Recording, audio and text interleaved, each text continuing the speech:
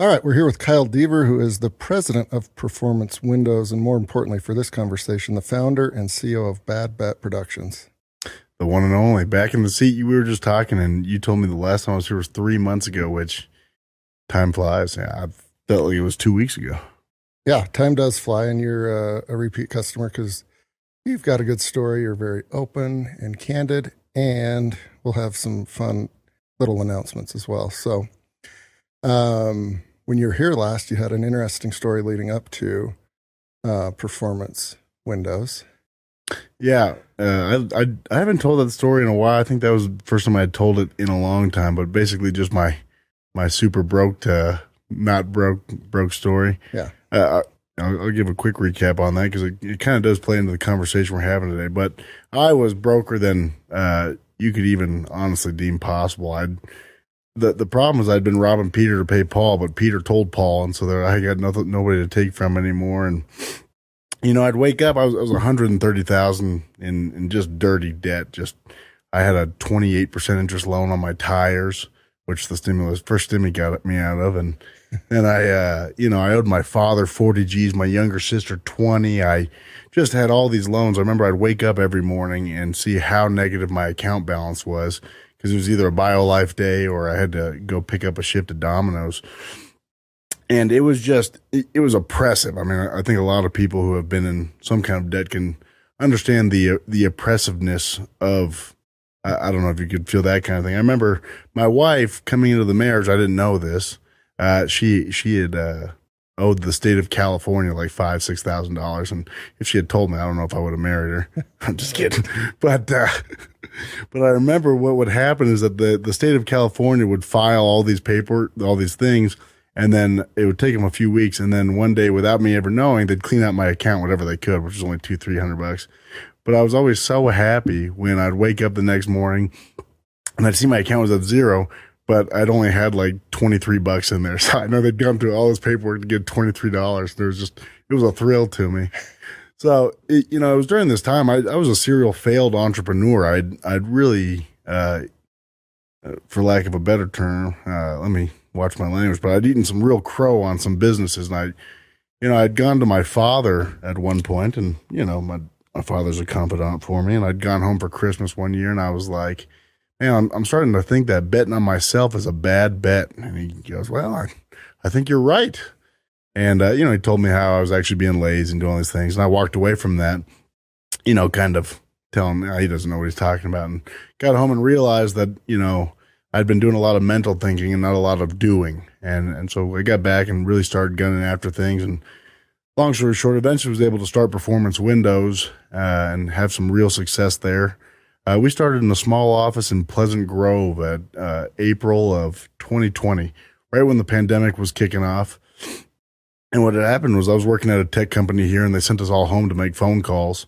And I remember at that tech company, my big problem was it was a fun culture. There was great snacks and everything in the break room. There was ping pong tables and VR headsets. But I was really gunning hard because I wanted to be made into an AE. I was just an SDR, right? Or a BDR. And they told me, if you were the top SDR, then we'll make you an AE. And so I just gunned. I'd be there at midnight listening to calls, and I was top SDR, and they gave me SDR of the Year award in lieu of the promotion. Yeah. And I still got that award. I want to keep it always just so I can remember. But from that moment, I kind of decided, like, I can't do that. I've got to be able to eat what I kill and go after it. And I was making more in the hour and a half after this tech job. I'd leave work, I'd go home, kiss my wife, and I'd go out knocking doors, selling windows for some other company. And it'd be dark, and I'd be out knocking on doors with a camping lantern looking like the crypt keeper. And I was making more in the hour and a half after work than I was in the 9 hours at work. And so we all get sent home for the pandemic. And I remember, I started knocking more and more because I had more free time on my hands. And me and my partner, Levi Henry, we just decided, let's open our own. Through some other things, we had kind of been done dirty by the other owner, but it doesn't matter there. But we launched in April of 2020, and I remember I called my boss as I was quitting. I said, hey, today's my last day. And he said, well, if you leave, you won't get your commission for this month. I said, well, it's $127. You can keep it. And we launched. And that first year, we launched in April. That first year, we did $4 million with Performance Windows, small office in Pleasant Grove, Utah.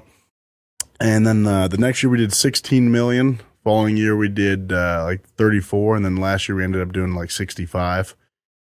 This year, we're hoping to break the $100 million mark. But it's been insane because I'm telling you, there was, even Levi, he would say, why don't you just declare bankruptcy? And I had this thing in me that just made me think, I made this thing. So, I got to go eat with it.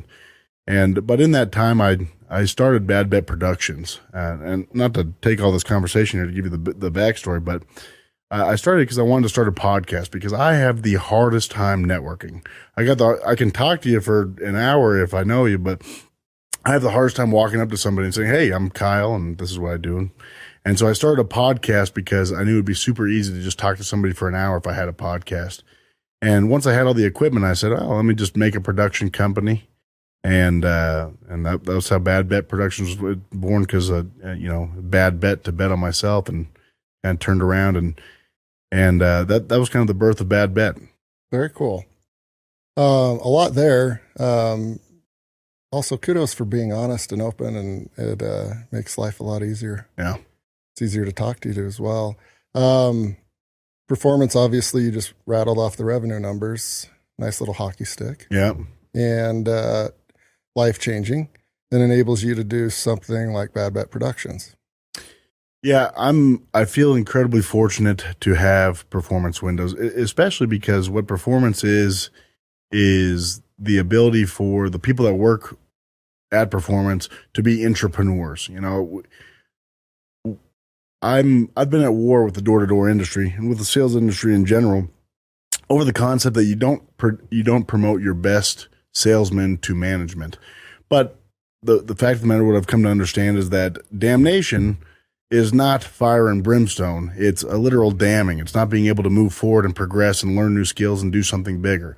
My thought has always been that they are great at sales, well, then it's just because they're going to be great at whatever you put in front of them. And it has to come with the right comp plan. But I take these people who are the best salesmen and I put them in different markets, and they get to be the best sales managers because they were best at what they can do, and they can fine tune things. But because of that, we've got this incredible structure where I've got kids, I say kids, but 23, 24, 25-year-old people that are making money that if I could have made at 23, 24, 25-year-old, I would have done insane things. I wouldn't have my recommend, that's for sure. And maybe more bad bets. Yeah, more bad bets. And it's I'm incredibly blessed to be able to have that thing and be able to still run it. Me and Levi are still operators. I travel all the time getting out there, but we've got some incredibly talented people who bleed the Performance Windows colors and build it. And I'm very blessed for that. Yeah. And that takes a lot of work. You've got the back channels, the banking, the financing, the windows themselves. But a lot of these folks that you're mentioning, it's like they're 1%ers in the volume that they're creating. And obviously with that, you're going to open up new offices. So top performers will eventually kind of own their own territory. Is that what I'm hearing? Yeah, they get their own markets. So right now we're in 11 markets. The understanding is at the end of this year should be at 15. And then we're putting the structure in place that at the end of next year, we'd like to be in 25 to 30 markets. What you really don't want to do though, is it's preferable to have 12 good markets than to have 30 piece of crap markets, right? So it's about making sure that growth is done right. But we've got a line on it now, and we've watched, some of our competitors and people have come off of us. We've watched them try to do what we do, and it's, not to be too Genghis Khan here, but it's truly enjoyable to watch them fail because they're not doing the things that they see things on a surface level, but they're not window men. It's they don't know why they're failing, right? Mm-hmm. And it feels good to be honestly, not to pat ourselves on the back, but we are the Vivint and the Aptiv of the window world. We are the biggest and really first to kind of really get it right the way that we're doing it. And it's really exciting to see it. And it's been the worst. I mean, you never know how bad it's going to be. And, I always say that people want to be able to have what I have, but they're not willing to make their wives as angry as I've made mine. It's just, I remember one time I was getting a call on a Sunday and my wife was like, why are they calling you? Shouldn't they be calling somebody else? I said, somebody else. This is it. This is the end of the line, and it's, to be able to build a business of this side. I'm telling you, I'm no business savant or guru or anything like that. It's just, it really comes down to, what's that one book that everybody's all about the 1% better all the time? It'll come to me, but I've read it 3-4 times. But he talks about the best bodybuilders in the world aren't the guys who do this new and exciting lift, all these things. It's the guy who has the wherewithal to do that same boring lift over and over and over again. Yeah. It's one of the best abilities is availability. The guy in the NFL that makes the most money is the guy that's there for 20 years doing the same thing, Yeah. And that's truly what I've learned is like, it's not, we have new and innovative ideas. We try to be very sniff and scurry with this thing on the business. We always keep our head on the swivel and not get stagnant, but it's also about doing it the right way over and over and over again, no matter how rote it becomes. Yeah. Yeah. There is something to be said of repetition and doing the same thing over and over every day. Bad Bet, the reason for the founding and the creating of it was you wanted to talk to people in a more comfortable setting for Kyle Deever. What you guys currently have as the business model is podcasting, kind of white glove, concierge, and video production, video work, which could be a wedding. It could be a NASCAR event. It could be big, small, and medium, right? Yep, absolutely. I mean, to be honest, one of our greatest products is the podcasting. What I always tell people is that a guy won't talk to you for 5 minutes on the phone, but if you tell him you got a podcast and he gets to talk about his life story for an hour, he'll do it. And you're like, 5 minutes is a lot less than an hour, but it's this tool, it's this opportunity. And I've made a lot more money in the interactions I've had with the 10 minutes before a podcast and the 20 minutes after a podcast as we're kind of BS. And then I have really with anything else. It's this ability to bring somebody in and make them feel comfortable. What I tell everybody with their podcast is you're not going to make money really from views and clicks and different things. It's the wrong understanding. But what you'll do is you'll make money from the legitimacy it provides you. People, you call somebody up and you're talking about something, and then they go and look you up on Instagram and they see you talking about this subject matter over and over and over again on an expert level. You become that expert. If people don't have a podcast to me and you're in some kind of business or sales or really anything, and I'm biased, of course, but it's insane to me. A big part of having podcasts for me is about legacy too. My children, my grandchildren, my great-grandchildren, they won't need to tell each other about me because they'll be able to watch me and my mannerisms and the way I talk and explain things. My generations after me will know me. And it's, I heard a quote once that scared me. It said, a man dies 2 deaths, and when they put him in the ground and when the last person speaks his name, And that's a big thing for me is legacy and being able to connect with those generations down from me. There's so many things that having that content is king, not just in sales, but for legacy, in my opinion. I mean, you're on now approaching tens of thousands of podcasts. Not that many, but it's thousands, yeah. Thousands for sure. It's got to be getting, you do 4 a week at this point. Yeah. Your grandchildren, your great-grand, they're going to know who you are. They're going to be able to watch it. I'd never thought of that until you brought it up. Yeah. That's cool for posterity. Yeah. It's interesting. And, people, whether they have made it or are on the way to making it or don't care about making it, they have really cool stories. And it's easier to pull those out in a setting like this or y'all's studios at Bad Bet, or it could be on site, right? Like, it doesn't really matter. And oftentimes they're not propping themselves up. They're propping others up and they're just having a laugh here or there. Yeah. It's just what I've often said is that because I run, performance, I have so little time for fun, right? It's just, I've got so little time to do fun things, but being able to do podcasts, it allows me to do something fun, talk to somebody while in my own brand being under the guise of doing some business here, because it's always a plus for my brand or my imagery. With performance, with Bad Bet, with the podcast situation, it's slick, right? Honestly, it really is white glove, like you were talking about. We've got a studio up in Sandy, and we got some other studios in the works closer down to here, but down here in Utah County. But that Sandy studio is slick because you come in, you schedule, it's really easy. And we've got your guest up on the TV as they're coming in, and they get this white glove service. But then you shoot a podcast for an hour, or you shoot multiple in one day so that you've got some in the can, because you want one a week. And with each podcast, it is the full length clip, and my team kind of does everything. It's really easy for us to do it, but you get the full length clip on YouTube, Spotify, and Apple Podcasts. But then we do 4 mids, which is like a 5-6 minute video, which has some kind of clickbait title in it that drives people to the podcast. And then we got 10 shorts per episode. A short's a minute long. It goes on YouTube, Instagram, TikTok, Twitter. And our team just drops it for you, right? Because the big problem I had is I'd had all this content before, and I just didn't have the time to drop it. So I'm like, why am I doing all this if it's not even being used, right? Yeah. So the team just drops it for everybody. And what it does is, with each episode you shoot, it's 15 really chunky pieces of content, solid pieces. So 60 pieces of content over a month that just gets set and forget and dropped. And it's like my Costco pizza, honestly. I'm not losing money on it. It's not a loss leader, but I've priced it so that it's just a no-brainer. It's very easy to do. And then people work with us and they're like, oh, wow, what else do you do? And that's when we kind of get into the video production for companies. Video production, I'll tell you, the way I put together this team is not the way I wanted to do it. I'm very much a sales guy where you sell first and you figure out how to fulfill it on the back end. But my creative director, his name is Diego. He's a guy I got out of Columbia.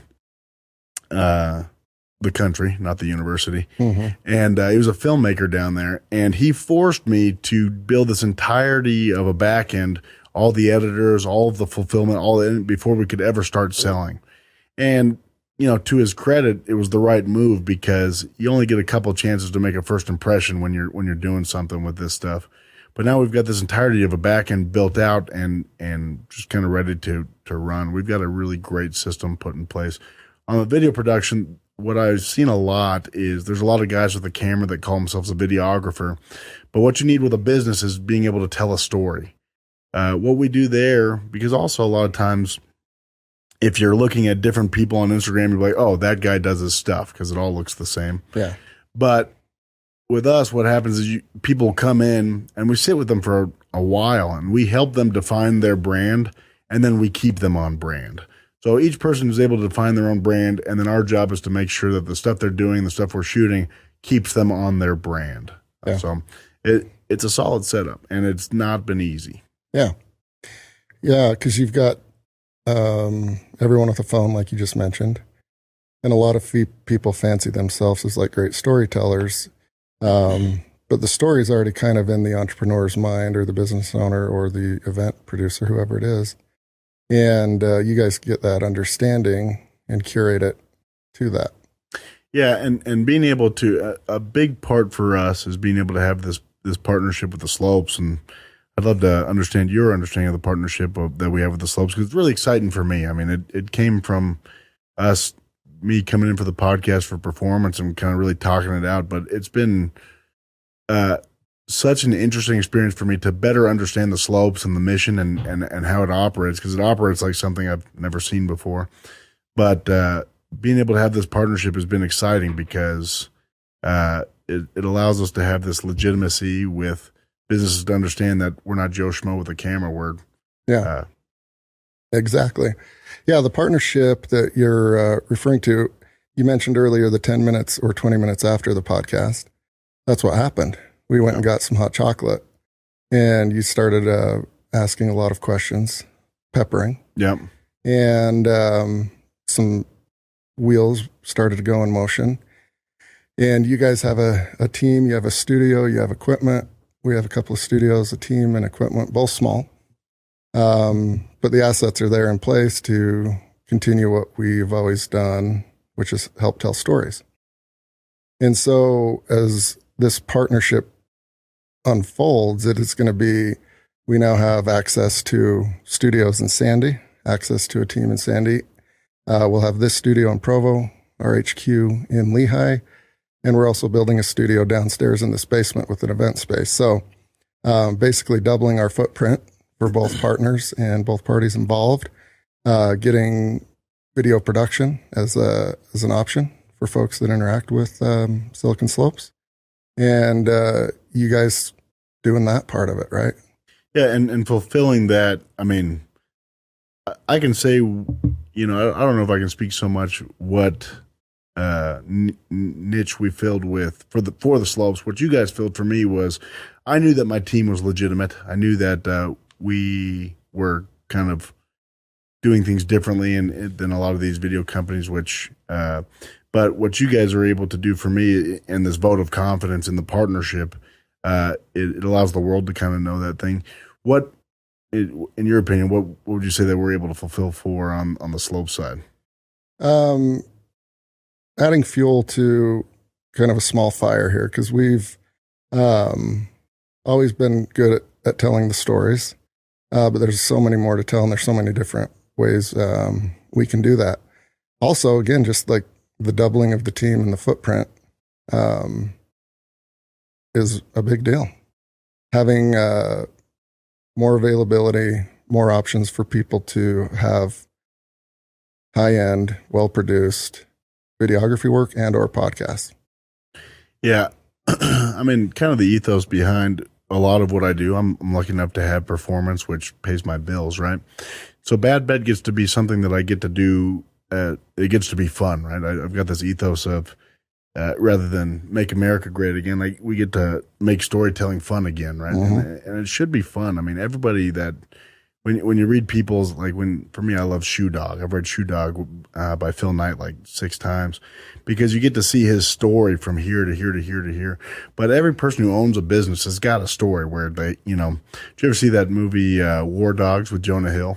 Mm-hmm. Where they had to drive through Fallujah and they're getting shot at by the Taliban.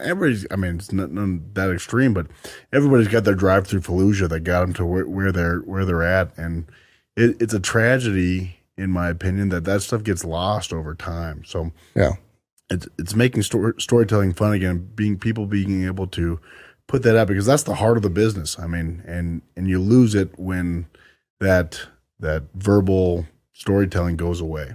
Yeah. Yeah, and that's ultimately what we're doing, is giving more access and a bigger platform to enable folks to tell their stories. Because even, a normal run-of-the-mill SaaS company is going to have some really funny, sad, enlightening, and wildly educational stories, right? Yeah, yeah, and it becomes this mastermind almost. Like, I heard Mr. Beast talk about one time where he would, every day for a year, him and 4 other creators would be on these calls all day, because I myself can learn 365 things in a year, but if there's 10 of us, we learn 3,650 of them, right? Right. Is being able to tell these stories, then for the community, it gets bigger and bigger and bigger, because I get to learn from that guy's mistakes and this guy's mistakes and see how I could have done that one better. So it's just this giant mastermind working together. Honestly, I mean, I get into the weeds of telling what these things can do, but it's because I'm so damn excited about the stories that make a business. And I think sometimes those get quelled and get lost in the sauce. But if you own a business, you should be incredibly excited that people understand what it took to get there, because it sucked. I mean, running a business is like eating a crab sandwich, and every once in a while you get the olive. I mean, it's just such a tasty olive, you know what I'm saying? Yeah. But that's what entrepreneurship is it sucks and it sucks and it sucks. And then when you look backwards and realize how bad it used to suck, you're like, man, I wish it sucked a little worse. You know what I mean? It's just, I think to myself, I wish I was in a little bit worse debt, because then the story would be even cooler. You know what I mean? And those stories, they're just, I listen to you, Garrett, talk about businesses, and, I watch you interview these people all the time and get an intricate knowledge of what's happening there. And I hear you speak with passion about it afterwards. Like, oh, this one, oh, I could have done this thing, and then they should do this. And me and you have sat for hours just saying, well, what about this? And then you say, well, that one wouldn't work because of this. And it's just talking business and strategy. You know, it's incredibly exciting, and being able to tell those stories, there's nothing like it. I mean, it's so exciting. Yeah, it is. And it's kind of a form of, you know, intelligence gathering as well, right? Like, you hear a bunch of stories from, you know, World War I veterans that have gone over the trench a bunch. You're going to listen to those. Yep. Same thing in life, right? Like, oh, I can avoid 3 of those mistakes just by listening.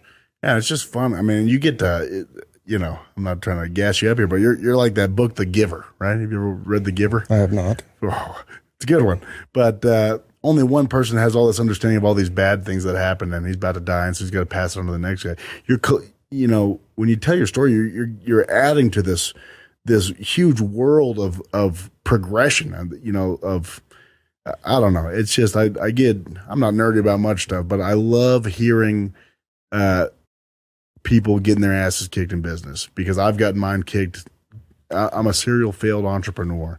And I love it, and it's so exciting to be able to say I was there, now I'm here, and being able to tell that story. Yeah, well, we're excited to have this partnership in place, and it'll ebb and flow and evolve over time. But it gives the entire community more resources, bigger platform to tell their stories, and what happens afterwards, you never know. Yeah, and what I would say is the call to action is reach out. You've got a story to tell. Let us help you tell it. Let it exist where it should, which is out in the world, and reach out. I mean, the worst thing that could happen is you spend 15 minutes and realize that your story's too boring and we're not going to do it. But I doubt that happens. Honestly, reach out, and it's incredibly cool once you get the wheels start going. Yep. And the website for Bad Bet is? badbetproductions.com. I believe we've also got a landing page with the slopes that we got coming up. Perfect. We'll list here. So, all right. Garrett, thanks for having me. Thank you, Kyle. It's a pleasure as always. This will be fun.